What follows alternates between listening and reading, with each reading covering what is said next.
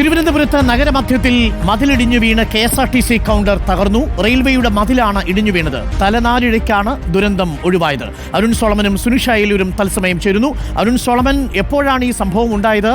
തലനാരിഴയ്ക്കാണ് ദുരന്തം ഒഴിവായതെന്ന ദൃശ്യങ്ങളിൽ നിന്ന് തന്നെ വ്യക്തമാണ്.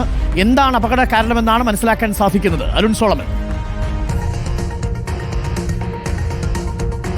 അരുൺ, വലിയൊരു ദുരന്തമാണ് ഇന്നിപ്പോൾ തിരുവനന്തപുരം റെയിൽവേ സ്റ്റേഷന് സമീപമുണ്ടായത്. തിരുവനന്തപുരം ബസ് ടെർമിനലിന് ഓപ്പോസിറ്റുള്ള, അതായത് ഈ നമ്മുടെ ആമേഴഞ്ച് തോടിന് തൊട്ടടുത്തുള്ള ഈ ബസ് സ്റ്റാൻഡിന് സമീപമാണ് ഇത്തരത്തിൽ വലിയൊരു അപകടം ഉണ്ടായിരിക്കുന്നത്. നമ്മൾ ഈ ദൃശ്യങ്ങൾ കാണുന്നത് പോലെ തന്നെ ഈ തിരുവനന്തപുരം വിഴിഞ്ഞം പൂവാർ ഭാഗത്തേക്ക് പോകുന്ന ബസ് ഡിപ്പോയാണിത്.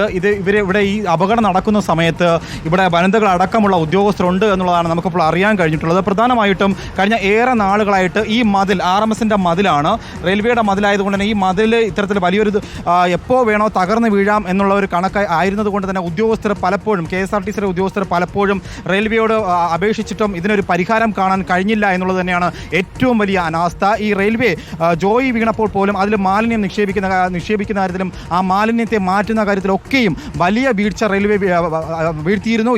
ഇപ്പോഴും ഈ ദൃശ്യങ്ങൾ കാണുമ്പോൾ അറിയാം എങ്ങനെയാണ് ഈ മതിൽ വീണതെന്നുള്ളത്. പ്രധാനമായിട്ടും കാണാൻ കഴിയുന്നത് ഇവിടുത്തെ മാലിന്യം തന്നെയാണ്. ഈ മാലിന്യം വീണ് ഈ മതിലിന് പുറകിലുള്ള മണ്ണിൽ സ്ഥിരമായിട്ട് മാലിന്യം നിക്ഷേപിക്കുകയും ആ മാലിന്യത്തിൽ വെള്ളം കെട്ടി നിന്നാണ് ഈ മതിലിപ്പോൾ ഇടിഞ്ഞു വീണത്. വലിയൊരു അപകടം നടന്നിരിക്കുന്നു. പക്ഷേ എന്തായാലും ആർക്കും തന്നെ അപകടം സംഭവിച്ചില്ല എന്നുള്ളത് അത് വലിയൊരു ഭാഗ്യമായിട്ട് വേണം കാണാം. കാരണം ധാരാളം പേര് ബസ്സിൽ നിൽക്കുന്നവരും അതുപോലെ തന്നെ ഉദ്യോഗസ്ഥരടക്കമുള്ളവർ ഇവിടെ ഉണ്ടായിരുന്നു. പക്ഷേ അവർക്കൊന്നും തന്നെ അപകടം സംഭവിച്ചില്ല.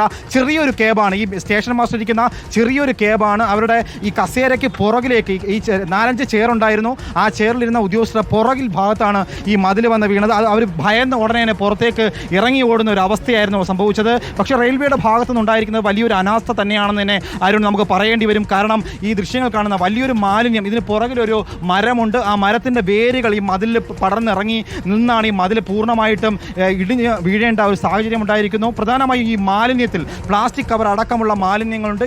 ഈ കവറുകളിലടക്കം ഈ മരത്തിൽ നിന്ന് വീഴുന്ന വെള്ളം അടക്കമുള്ളവ ഈ കവറിലൊക്കെ കെട്ടിനിന്ന് ഈ കാലങ്ങളായിട്ട് ഈ മതിൽ തകരാറിലായിരുന്നു. പക്ഷേ അത് യഥാസമയം KSRTC റെയിൽവേ അറിയിച്ചിട്ട് പോലും ഈ മരം മുറിച്ചു മാറ്റാനോ ഇത്തരത്തിൽ ഈ മാലിന്യം നീക്കാനോ റെയിൽവേ ഇടപെട്ടിട്ടില്ല എന്നുള്ളത് വലിയൊരു കൃത്യവിലോപമായിട്ട് തന്നെ നമ്മൾ കണക്കാക്കണം. ജോയി വീണിട്ടും അതിന് ഒരു പരിഹാരം കാണാൻ, മാലിന്യത്തിനൊരു പരിഹാരം കാണാൻ റെയിൽവേ ഈ നിമിഷം വരെയും തയ്യാറായിരുന്നില്ല, അതിന് ഒരുങ്ങിയിട്ടില്ല.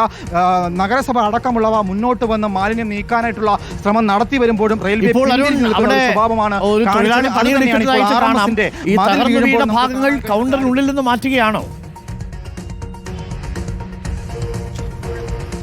തീർച്ചയായിട്ടും അരുൺ, ഇപ്പോൾ ഈ RPFന്റെ ഉദ്യോഗസ്ഥർ വന്ന് ഈ സ്ഥലം പരിശോധിച്ചിട്ടുണ്ട്. പ്രധാനമായിട്ടും ഇനി ഇവിടെ ഇരിക്കാനായിട്ട് ഉദ്യോഗസ്ഥർ പലപ്പോഴും ഭയന്നിട്ടുണ്ട് എന്നുള്ളത് തന്നെയാണ് അവർ പറഞ്ഞിട്ടുള്ളത്. നേരത്തെ അവർ പറയുന്നത് പലപ്പോഴും ഇവിടെ ഇരിക്കുമ്പോൾ ഭയമുണ്ട്, എപ്പോൾ വേണോ ഈ മതിൽ വീഴാം. അരുൺ, പ്രധാനമായിട്ടും സൂചിപ്പിക്കേണ്ടത് കലോത്സവം നടന്നപ്പോൾ കേവലം ഒരു രാത്രി മാത്രമാണ് മഴ പെയ്തത്. ഈ ദിവസങ്ങളിലൊന്നും തന്നെ മഴ പെയ്തിട്ടില്ല. കഴിഞ്ഞ 4 ദിവസമായിട്ടും തിരുവനന്തപുരത്ത് മഴയില്ല. അങ്ങനെ ഇരിക്കുന്ന ഒരു സാഹചര്യത്തിലാണ് ഈ മതിൽ വീണത്. അപ്പോൾ കാലങ്ങളായിട്ട് ഈ മതിൽ തകരാറിലായിരുന്നു എന്നുള്ളത് തന്നെയാണ് നമുക്ക് മനസ്സിലാക്കാൻ കഴിയുന്നത്. ഇത്തരത്തിൽ വലിയൊരു മാലിന്യ പ്രശ്നം, ഈ മതിലിൻ്റെ പുറകിൽ മണ്ണും അതുപോലെ തന്നെ ഒരു മരമുണ്ട്. ആ മരത്തിൻ്റെ വേരുകൾ ആഴ്ന്നിറങ്ങിയാണ് ഇപ്പോൾ ഈ മതിൽ ഇടിഞ്ഞു വീണു എന്നുള്ളതാണ് നമുക്ക് ഈ ദൃശ്യങ്ങളിൽ നിന്ന് മനസ്സിലാക്കാൻ കഴിയുന്നത്.